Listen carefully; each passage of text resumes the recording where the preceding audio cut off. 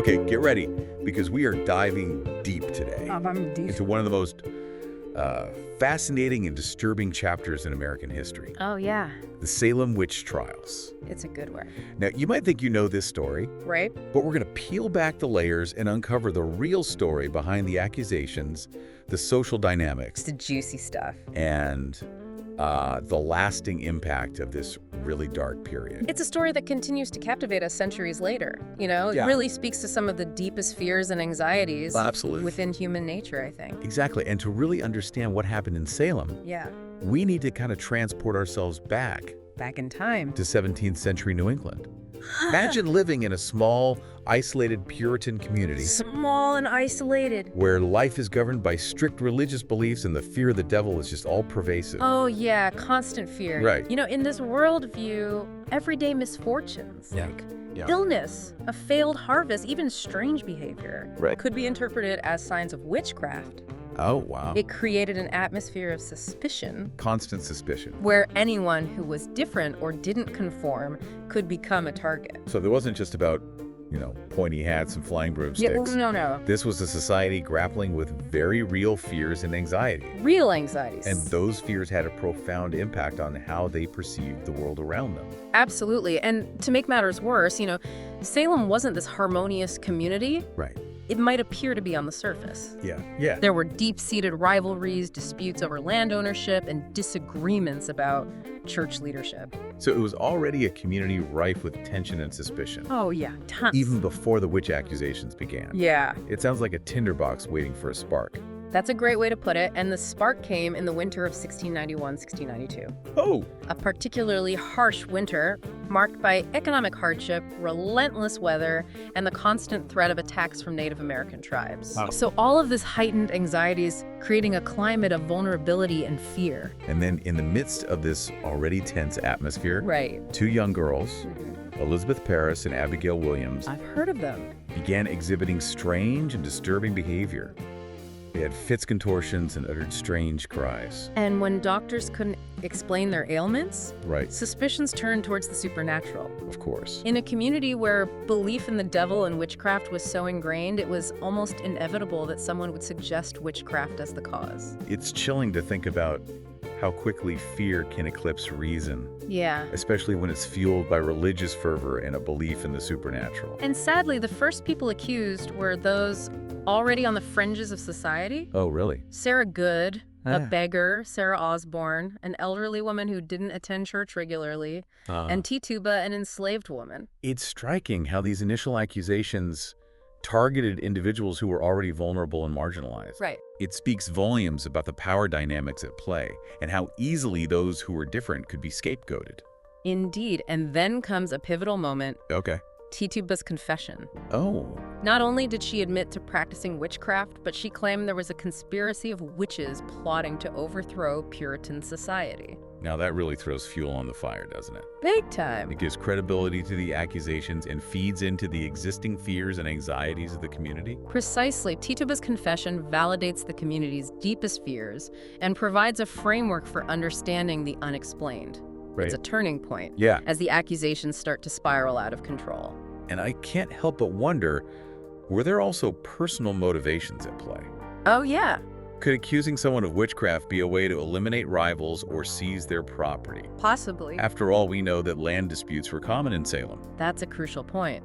While religious fervor undoubtedly played a role, we can't overlook the very human motives that might have been driving some of these accusations. So it wasn't just a matter of good versus evil. No. There were complex social dynamics and personal vendettas intertwined with these accusations. Absolutely. It adds a whole other layer of intrigue and complexity to the story. Absolutely.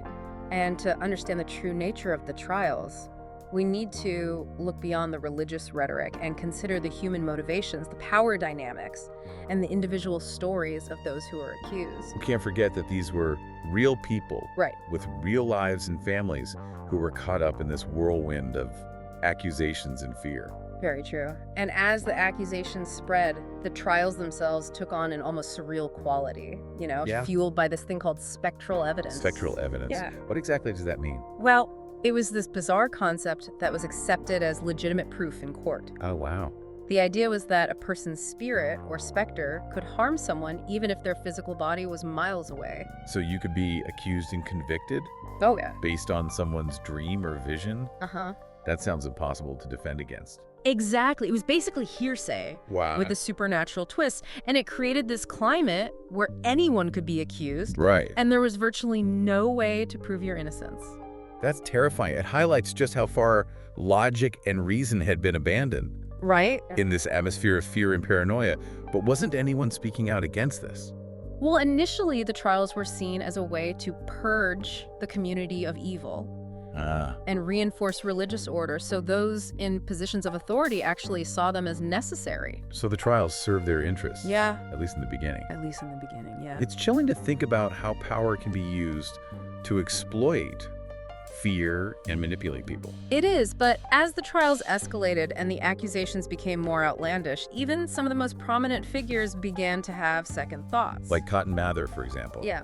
I know he was a highly influential minister at the time. Yes, he initially supported the trials, but later became critical of the use of spectral evidence. He, along with others, started to see that the trials were spiraling out of control. So what finally brought the trials to an end? Well, Was it a sudden realization that things had gone too far? it was a culmination of factors, Okay. but a major turning point came when public opinion started to shift. Okay. As the trials dragged on and more people were accused, Yeah. including some who are well-respected members of the community, people began to question the validity of the accusations and the fairness of the trials. It's almost as if the sheer absurdity of the situation finally became impossible to ignore. Right. Did the economic and social impact of the trials also play a role in turning the tide? Absolutely. The community was being torn apart by suspicion and Mhm. accusations. Businesses were disrupted, families were divided, and the very fabric of society was unraveling. It became clear that the trials were causing more harm than good. So it wasn't just a moral awakening. No. There were very real practical considerations as well.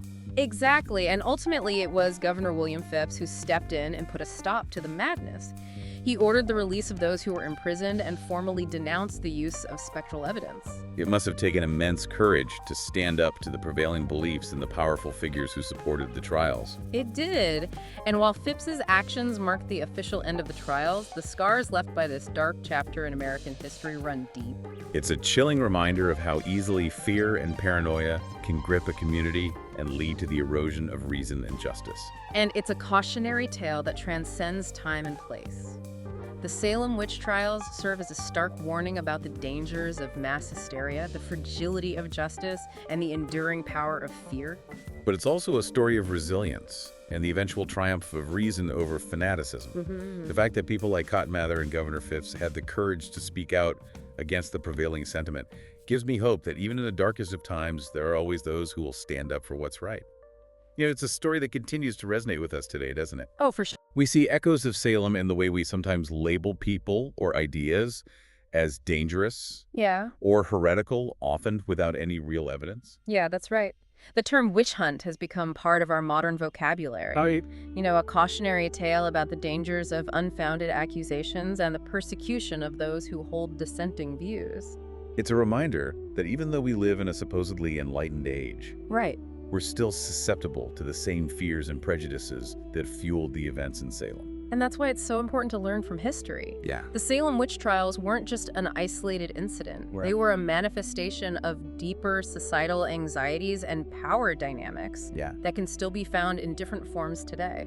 So what lessons can we take away from this really dark chapter? Well, How can we ensure that we don't repeat the mistakes of the past? I think the most important lesson is the importance of critical thinking. Uh, We must always question assumptions, challenge authority, and demand evidence before passing judgment on others. It's about resisting the urge to jump to conclusions Yeah, based on fear, hearsay, or personal biases. exactly. And we also need to be vigilant in protecting the rights of those who are accused, Yeah, ensuring that everyone has access to due process and a fair trial. because once those safeguards are eroded, it becomes all too easy for injustice to prevail, as we saw in Salem.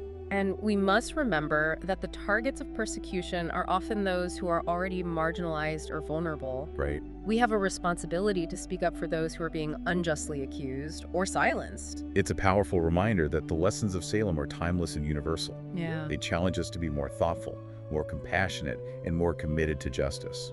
The story of Salem serves as a chilling reminder of what can happen when fear and prejudice are allowed to run rampant. Yeah. It's a story that should inspire us to be more vigilant, more compassionate, and more committed to truth and justice. It's been a really thought-provoking conversation. It has. Thanks for joining us on this deep dive into the Salem witch trials. Remember, stay curious, stay informed, and always question everything.